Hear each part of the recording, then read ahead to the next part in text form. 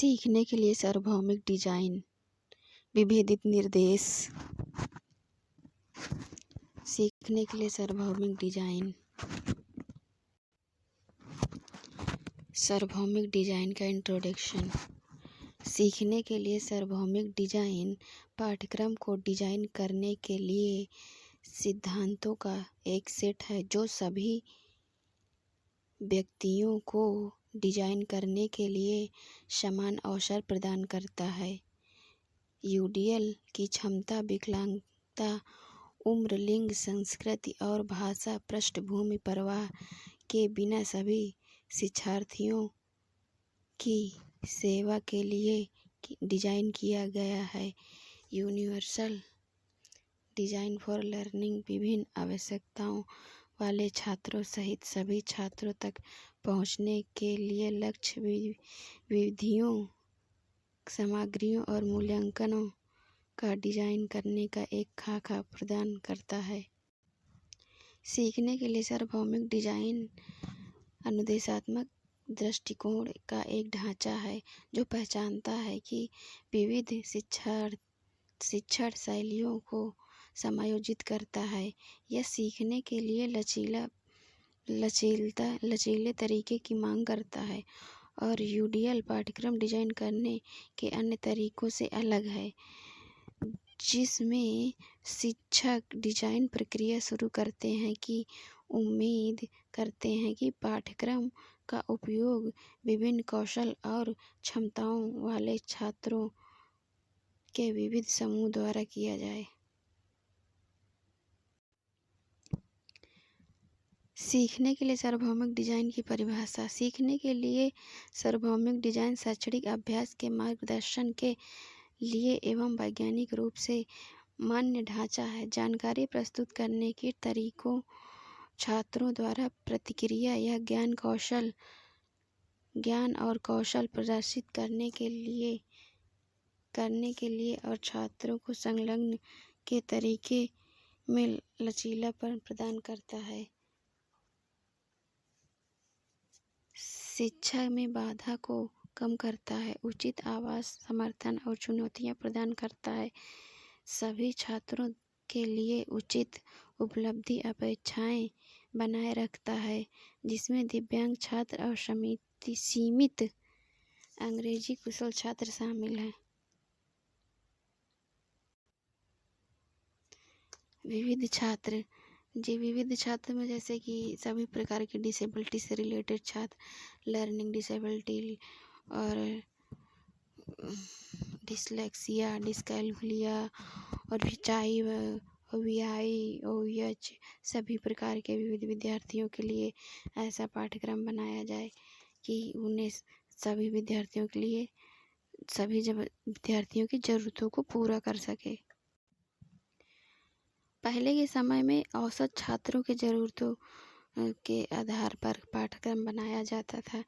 जैसे कि कोई 30 बच्चे हैं, उनमें से गणना किया जाए कि एवरेज छात्र कौन सा है, कि ना तो कमज़ोर छात्रों के हिसाब से, ना ही बहुत तेज वाले छात्रों को, गिफ्टेड चाइल्ड के अकॉर्डिंग औसत छात्रों के हिसाब से पाठ्यक्रम डिजाइन किया जाता है।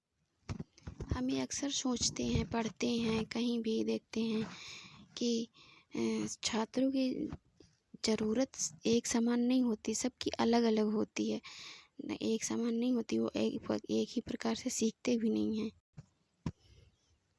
सभी छात्र अब अद्वितीय हैं, अपने में अपना वो कौशल है जो सभी छात्रों में है। वो एक दूसरे से अलग रहते हैं, अलग हैं, भिन्न हैं, एक दूसरे एक समान सीखते भी नहीं हैं और एक समान पढ़ते भी नहीं हैं। जैसे किसी को जल्दी सीख लेता है तो कोई देर में सीख पाता है, कोई प्रैक्टिकली सीख पाता है तो कोई लेक्चर से सीख पाता है। सब अलग अलग अपनी अपनी ज़रूरतों के अकॉर्डिंग ही सीख पाते हैं।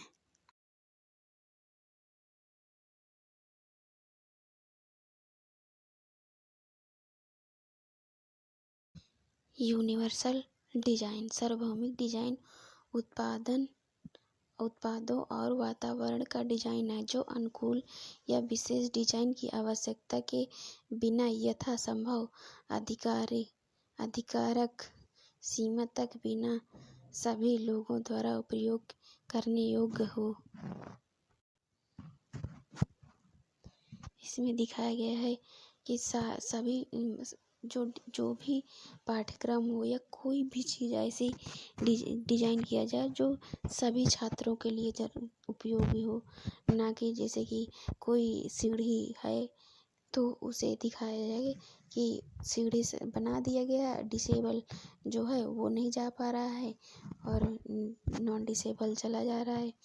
इसी तरह तो ऐसी चीज़ बनाई जाए जो कि सभी के लिए प्रयोग, जैसे रैंप या लिफ्ट बनाया जाएगा तो उसमें उससे सभी बच्चे जा सकेंगे, जो व्हीलचेयर यूज़र हैं, वीआई हैं, सभी जा सकेंगे और नॉर्मल भी जा सकेंगे। सीढ़ियों से तो नॉर्मल ही जा सकेंगे, डिसेबल नहीं जा सकते। इस वजह से पाठ्यक्रम हो या बिल्डिंग स्ट्रक्चर हो, कुछ भी ऐसा हो जो सबके लिए ज़रूरी हो, उस ऐसा चीज़ डिजाइन किया जाए। सीखने के लिए सार्वभौमिक डिजाइन। सीखने के लिए सार्वभौमिक डिजाइन पाठ्यक्रम को डिजाइन करने के लिए एक शोध आधारित ढांचा है, अर्थात शैक्षणिक लक्ष्य, तरीका, सामग्री और मूल्यांकन जो सभी व्यक्तियों को ज्ञान, कौशल और सीखने के लिए उत्साह प्राप्त करने की क्षमता बनाता है। यह सभी छात्रों के लिए उच्च उपलब्धि मानकों को बनाए रखे हेतु सीखने के लिए समृद्ध समर्थन प्रदान करने और पाठ्यक्रम में बाधाओं को कम करने के लिए द्वारा किया जाता है। यूनिवर्सल डिजाइन के दिशा निर्देश सुझाव। प्रतिनिधित्व के कई साधन। शिक्षार्थियों को जानकारी और ज्ञान प्राप्त करने के विभिन्न तरीके। दूसरा है अभिव्यक्ति के कई साधन। और तीसरा है जुड़ाव के कई साधन। जो शिक्षार्थियों को जानता है, प्रदर्शित करने के विकल्प प्रदान करता है। जुड़ाव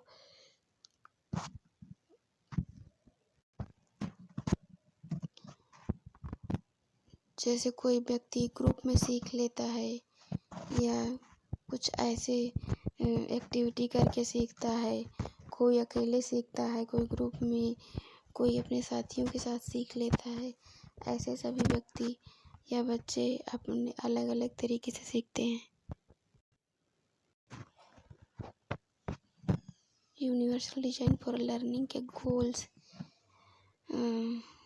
गोल्स में टीचिंग लर्निंग प्रोसेस में बैरियर नहीं होना चाहिए और टीचिंग लर्निंग प्रोसेस में फ्लेक्सिबिलिटी होनी चाहिए और टीचिंग स्टूडेंट के क्लासरूम में सोशल एक्टिविटी होनी चाहिए और सोशल एक्टिविटी होनी चाहिए, इक्वलिटी होनी चाहिए, टीचर लर्निंग प्रोसेस होना चाहिए, इफ़ेक्टिव होनी चाहिए। ऐसे सारे जो टीचर हैं वो सारा होना चाहिए। विभेदित निर्देश। कोई भी छात्र एक जैसे नहीं होता है, कोई दो छात्र एक समान नहीं होते हैं। जैसे कि कोई भी छात्र है जो एक जैसे नहीं होते हैं। एक छात्र एक ही वातावरण में, ये नहीं जरूरी नहीं कि दूसरा भी छात्र उसी वातावरण में सीख सके। कक्षा में हम छात्रों को अपने बारे में सोचने के लिए सिखाना चाहिए। यदि आवश्यकता पाठ्यक्रम लक्ष्य सभी छात्रों के लिए समान हो सकता है। कक्षा में अपनाई जाने वाली छात्रों की व्यक्तिगत आवश्यकताओं के अनुरूप भिन्न होनी चाहिए, प्रभावी होनी चाहिए। अलग अलग सीखने को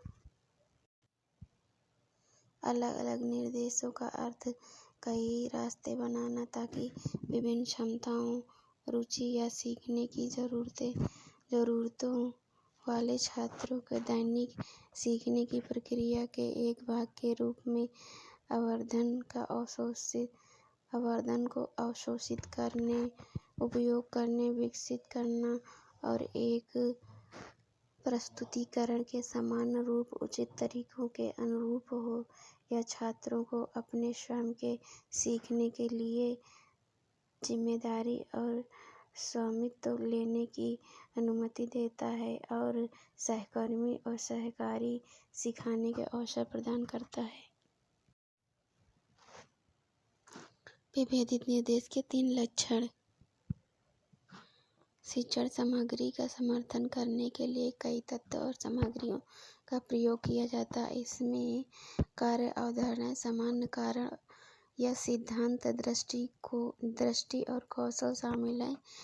एक विभेदित कक्षा में देखी जाने वाली विभिन्नता सबसे अधिक बार उपयोग तरीके में होती है। छात्र महत्वपूर्ण शिक्षा तक पहुँचते हैं और सभी सामग्री और पहुँच को कुंजी के रूप में देखा जाता है। कार्यों और उद्देश्यों को सीखने के लिए लक्ष्य के संरेखित करें। विभेदित निर्देश के डिजाइन निर्देशात्मक लक्ष्य और उद्देश्यों के साथ कार्य के संदेश को आवश्यक मानते हैं। लक्षण का मूल्यांकन अक्सर कई राष्ट्रीय, राज्य स्तरीय उच्च जोखिम परीक्षाओं और अक्सर प्रशासित मानकीकृत उपायों द्वारा किया जाता है। उद्देश्यों को अक्सर वृद्धिशील चरण में लिखा जाता है, जिसका परिणाम स्वरूप कौशल निर्माण कार्य की निरंतर होती है। एक उद्देश्य संचालित के लिए अगला निर्देशात्मक, एक उद्देश्य संचालित के लिए अगला निर्देशात्मक चरण ढूंढना आसान है। निर्देश अवधारणा केंद्र और सिद्धांत चालित है। निर्देशात्मक अवधारणाएं व्यापक आधारित होनी चाहिए, न कि सूक्ष्म विवरण और असीमित तथ्यों पर केंद्रित। शिक्षा को उन अवधारणा, सिद्धांत और कौशल पर ध्यान केंद्रित करना चाहिए जो छात्रों को सीखना चाहिए। निर्देश की सामग्री को सभी छात्रों के लिए समान अवधारणाएं और संबोधित करना चाहिए, लेकिन जटिलता की डिग्री को विविध शिक्षार्थियों के अनुरूप समायोजित किया जाना चाहिए। विभेदित निर्देश के दृष्टिकोण। विभेदन के प्रकार। विभेदन के 4 प्रकार होते हैं: विषय वस्तु, प्रक्रिया, उत्पाद, कक्षा में वातावरण। विषय वस्तु। सामग्री या विषय वस्तु को अलग करने के लिए आवश्यक ही छात्रों का पूर्व परीक्षण किया जाए, ताकि शिक्षक छात्रों की पहचान कर सके जिन्हें से सीधे निर्देश की आवश्यकता नहीं है। अवधारणा की समझ प्रदर्शित करने के वाले छात्र निर्देश चरण को छोड़ सकते हैं और किसी समस्या को हल करने में बाधा हो सकती है। प्रक्रिया। प्रक्रियाओं या गतिविधियों को अलग करने का अर्थ है छात्रों को अवधारणाओं का पता लगने के लिए उचित तरीके प्रदान करने के लिए की गई गतिविधियों या रणनीतियों को अलग करना। छात्रों को अवधारणाओं के भीतर अंतर्निहित विचार में हेरफेर करने के लिए वैकल्पिक रास्ता देना महत्वपूर्ण है। Number 2, process. प्रक्रिया। प्रक्रियाओं या गतिविधियों को अलग करने का अर्थ है छात्रों को अवधारणाओं का पता लगने के लिए उचित तरीके प्रदान करने के लिए सीखने की गतिविधियों या रणनीतियों को अलग करना। छात्रों को अवधारणाओं के भीतर अंतर्निहित विचार में हेरफेर करने के लिए वैकल्पिक रास्ता देना महत्वपूर्ण है। शिक्षार्थियों से समूह में बातचीत करने और काम करने की अपेक्षा की जाती है। शिक्षक पूरी कक्षा में परिचयात्मक चर्चा कर सकते हैं और बाद में समूहों में काम कर सकते हैं। विभिन्न मूल्यांकन और परियोजनाओं के लिए समूह को समुदाय में बदलना होगा।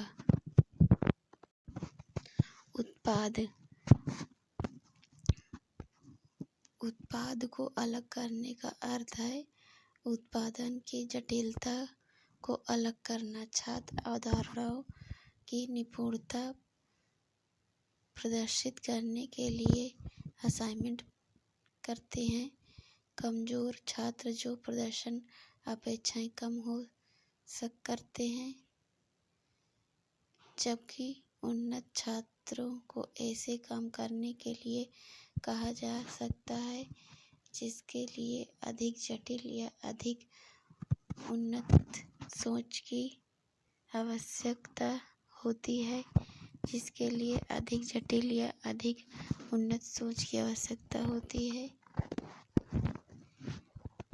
इसमें देखा जाता है कि जो कमज़ोर छात्र हैं उनको काम करने के लिए एक जो गिफ्टेड चाइल्ड होता है उसको कहा जाए।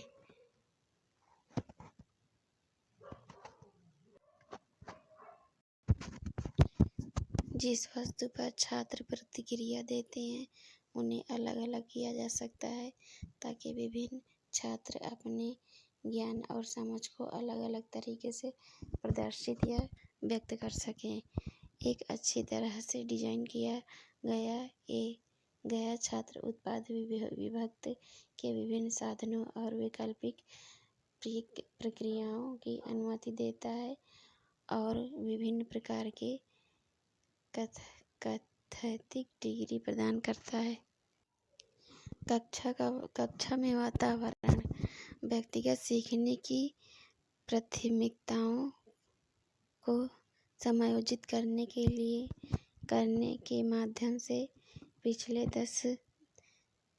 2 दशकों में सीखने की शैलियों पर काफ़ी काम है।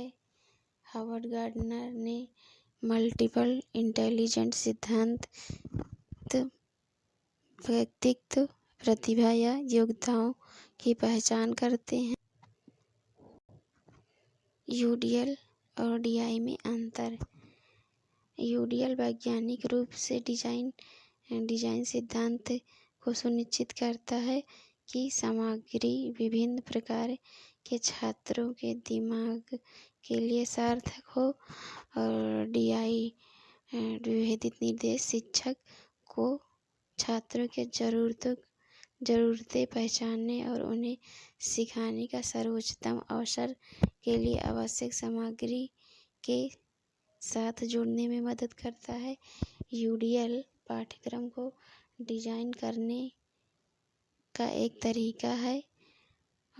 डीआई समूह में सीखने के लिए ज़रूरतों और समूह में उपयुक्त सामग्री वितरण करने और लागू करने का एक तरीका है। यूडीएल छात्रों के आगमन से पहले डिजाइन और अनुदेशात्मक परिवर्तनशील पर ध्यान केंद्रित करता है। डीआई व्यक्तिगत दिव्यांगता के प्रति ध्यान केंद्रित करता है। यूडीएल पर्यावरण कक्षा संस्कृति का मूल्यांकन करता है। डीआई विद्यार्थियों का मूल्यांकन करता है। यूडीएल सक्रिय रूप से कक्षा निर्देश और वातावरण का मूल्यांकन करता है और फ्रंट और एंड तक पहुंचता है। डीआई प्रतिक्रिया के रूप में व्यक्तित्व छात्रों का मूल्यांकन करता है और बैक और एंड रेफरेंस संशोधन करता है।